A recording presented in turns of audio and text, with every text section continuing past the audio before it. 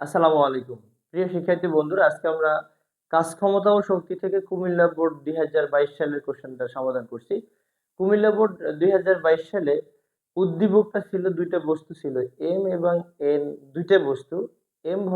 M বস্তুটার ভর হলো 400 গ্রাম, যাকে 100 মিটার উচ্চতা 100 মিটার উঁচু দালানের ছাদ থেকে ফেলে দেওয়া হলো, এবং এন বস্তুটাকে একই সময় ভূমি থেকে উপরে, অর্থাৎ এন বস্তুটা যার ভর হলো 200 গ্রাম, যাকে একই সময়ে 20 মিটার পার সেকেন্ড বেগে উপরের দিকে নিক্ষেপ করা হলো। প্রথম কোশ্চেন, ভূমি হতে কত উচ্চতায় এম বস্তুর গতিশক্তি বিভব শক্তি সমান হবে, আমরা এটা দেখাবো। আমি একটু দেখি যে, যদি ধরে নেই যে টোটাল এই উচ্চতাটাই হলো 100 মিটার, টোটাল এই উচ্চতা হলো 100 মিটার। তো 100 মিটার উচ্চতা থেকে এই বস্তুকে ছেড়ে দেওয়া হলো। আমি ধরে নেই যে, ধরি ভূমি থেকে এই উচ্চতায় বিভব শক্তি গতিশক্তির সমান হবে, আমরা এটা ধরে নেব। গ নম্বর কোশ্চেন সমাধান করছি। ধরি ভূপৃষ্ঠ হতে ভূপৃষ্ঠ ভূপৃষ্ঠ হতে এইচ উচ্চতায় একটা বিন্দু ধরে নিতে পারি, বা এরকম বললেও হবে, এইচ উচ্চতায় এম বস্তুর গতিশক্তি বিভব শক্তির সমান হবে। গতিশক্তি বিভব শক্তির সমান হবে। বিভব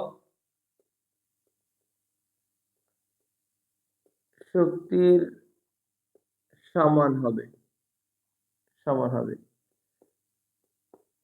এখন আমরা দেখি যে আসলে এই বিন্দুটায়, তো আমরা এখন যদি এভাবে বলি যে শর্ত মতে গতিশক্তি ই কে অথবা টি ইজ ইকুয়াল টু বিভব শক্তি ভি অথবা ইপি, যাই বলি না কেন। তো গতিশক্তি ইজ ইকুয়াল টু হলো হাফ এম ভি স্কয়ার, আর বিভব শক্তি হলো এম জি এইচ। কত উচ্চতায় আছে? এইচ উচ্চতায় আছে। আর বিভব শক্তি, জাস্ট গতিশক্তির ক্ষেত্রে, বিভব শক্তির ক্ষেত্রে উচ্চতা আমরা নিচ থেকে উপরে ধরি, তাহলে বস্তুটা এইচ উচ্চতায় আছে, এবং গতিশক্তির ক্ষেত্রে উচ্চতা উপরে আর কতটুকু বাকি আছে, অর্থাৎ এই শীর্ষবিন্দু থেকে, যেহেতু এইচ মিটার আমরা নিয়ে ফেলছি, তাহলে উপর থেকে আর 100 মিটার এইচ মিটার উচ্চতা অবশিষ্ট রয়েছে। তো হাফ এম, পরন্ত বস্তু তৃতীয় সমীকরণ ইউজ করব। V square is equal to হবে ইউ স্কয়ার প্লাস 2জি, এখানে এইচ এর জায়গা হবে 100 মাইনাস এইচ ইকুয়াল হলো এম জি এইচ। আমরা জানি মুক্তভাবে পরন্ত বস্তুর আদিবেগ থাকে না, তাহলে এখানে আমরা ইউ এর মান 0 ইউজ করব। তাহলে 2জি ইন্টু 100 মাইনাস এইচ, আমরা হাফ টু কেটে দিতে পারি, তাহলে এখানে হবে এম জি, আর থাকছে 100 মাইনাস এইচ, রাইট সাইডে হলো এম জি এইচ, আর এখানে তো এম জি এইচ এটাই আছে। তো আমরা উভয় পাশ থেকে এমজি বাদ দিয়ে দিতে পারি, তাহলে হবে 100 মাইনাস এইচ ইকুয়াল হবে এইচ। দুই দিক থেকে এইচ একদিকে আমরা নিয়ে নিতে পারি, এইচ নিয়ে নিলে হবে এটা টোয়াইস এইচ, আর এখানে হলো 100। তো ফাইনালি আমরা বলতে পারি এইচ এর মান হবে 50। এই দুই গুণ আছে, অন্য সাইডে গেলে ভাগ হবে, তার মানে এটা হলো 50 মিটার। 50 মিটার উচ্চতায় এম বস্তুটির বিভব শক্তি এবং গতিশক্তি সমান হবে। তাহলে বলা যায় যে ভূমি থেকে 50 মিটার উপরে এম বস্তুর বিভব শক্তি এবং গতিশক্তি সমান। এবারে আমরা একটু দেখব যে এম বস্তুর ক্ষেত্রে নিক্ষেপের শুরুতে এবং নিক্ষেপের 2 সেকেন্ড পরে মোট শক্তির পরিমাণ অপরিবর্তনীয়। তো আমরা দেখি, তাহলে নিক্ষেপের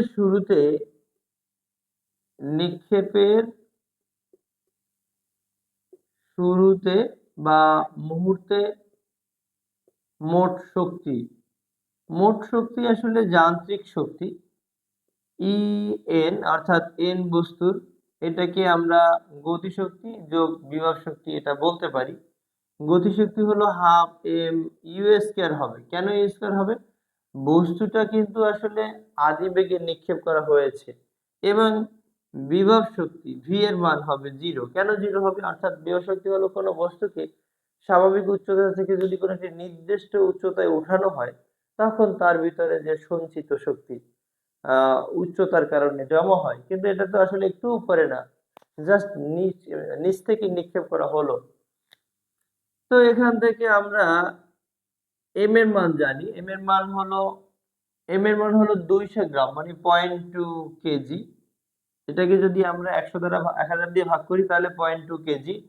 আদিবেগ হলো 20 এর বর্গ, তাহলে 20 এর বর্গ হবে 400।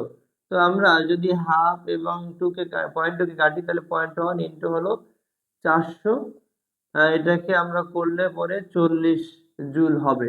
অর্থাৎ নিক্ষেপের শুরুতে বা নিক্ষেপের মুহূর্তে এন বস্তুটার মোট শক্তি হলো 40 জুল। এবারে নিক্ষেপের 2 সেকেন্ড পরে, আমরা বলি যে 2 সেকেন্ড এ এন বস্তুর অতিক্রান্ত দূরত্ব কত উপরে উঠবে? এন বস্তুর অতিক্রান্ত দূরত্ব এটা আমরা একটু করে নিই। এটাকে আমরা এইচ ধরে নিই। এইচ ইজ ইকুয়াল টু হবে u t minus half of g t square. এখন যেহেতু বস্তুটাকে একটা নির্দিষ্ট বেগে নিক্ষেপ করা হয়েছে, তাহলে আদিবেগ তো আছেই। এখানে আদিবেগ হলো 20 মিটার পার সেকেন্ড, 20, এবং সময় হলো 2 সেকেন্ড, 2 হাফ, জি এর মান 9.8, টি এর মান হলো 2, 2 এর বর্গ মানে 4 হবে। তাহলে এখানে হলো 40, এখানে 4.9, আর এখানে হবে 4। কেন 9.8 কে আমরা যদি 2 দিয়ে ভাগ করি তাহলে এটাই আসে, 4.9 আসে। তো এবারে আমরা যেটা করতে পারি যে 40 থেকে 4.9 ইন্টু 4 এটা বাদ দিতে পারি, তাহলে এটা এখান থেকে আমরা পাই 20.4 মিটার। অর্থাৎ 2 সেকেন্ড পর বস্তুটাকে যদি নিক্ষেপ করা হয়, এন বস্তুটাকে যদি উপরের দিকে নিক্ষেপ করা হয়, তাহলে 2 সেকেন্ডে কিন্তু 20.4 মিটার উচ্চতায় উপরে উঠবে বা উপরে উচ্চতায় উঠবে, এটা আমরা বলতে পারি। এবারে তাহলে দেখবো আমরা 2 সেকেন্ড পরে বস্তুটার মোট শক্তি, এন বস্তুর 2 সেকেন্ড পরে এন বস্তুর মোট শক্তি, তাহলে এটাকে আমরা ইএনই বললাম, এটাকে ইএন প্রাইম বললাম।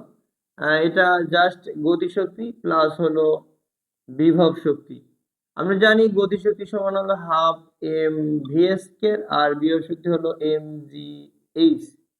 আচ্ছা, এবার গতিশক্তির ক্ষেত্রে এটা আমি নিচ থেকে উপরে গতিশীল করলাম, কতটুকু উপরে উঠলো? এই এতটুকু উচ্চতায় উঠলো।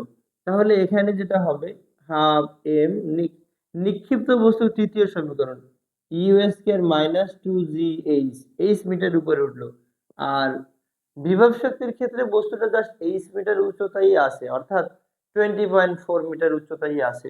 তাহলে এটা এম জি এইচ, আমরা এটা আপাতত সব মানগুলো ব্যবহার করি। হাফ ইন্টু এম এর মান হলো 0.2, জি এর মান হলো 20 এর বর্গ, 2 ইন্টু জি এর মান 9.8, এবং হাইট এর মান 20.4, আর এখানে এম এর মান হলো 0.2 ইন্টু জি এর মান 9.8 ইন্টু হাইট এর মান 20.4।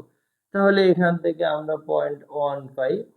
আর এই জায়গায় হবে এই 400 মাইনাস, দেখি 2 ইন্টু 9.8 ইন্টু 20.4, তাহলে এখান থেকে আমরা পাই 39.984, 39.984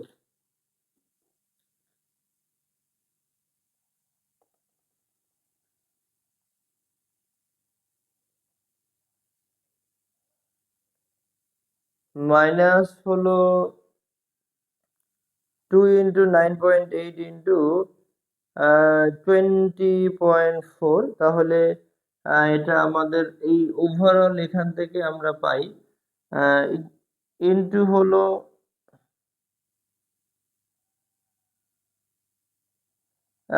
0.1। তাহলে এখান থেকে আমরা পাচ্ছি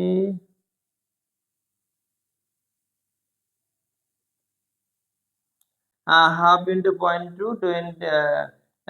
whole square minus 2 into 9.8 into 20.4, এটাকে আমরা হিসাব করলে পাই 0.016 প্লাস এখান থেকে 0.2 ইন্টু 9.8 ইন্টু 20.4, এটা আমরা হিসাব করলে জাস্ট পাই 39.984। এটা হিসাব করলে আমরা এখান থেকে জাস্ট 0.016, এখান থেকে আমরা জাস্ট 40 জুল পাই। অর্থাৎ দেখা যায় বস্তুটার নিক্ষেপের শুরুতে বা নিক্ষেপের মুহূর্তে মোট শক্তি হলো 40 জুল এবং নিক্ষেপের জাস্ট 2 সেকেন্ড পরে এই এন বস্তুটার মোট শক্তি তাও 40 জুল। তাহলে বলা যায় নিক্ষেপের শুরুতে এবং শেষে মোট শক্তি অপরিবর্তনীয় বা একই থাকে।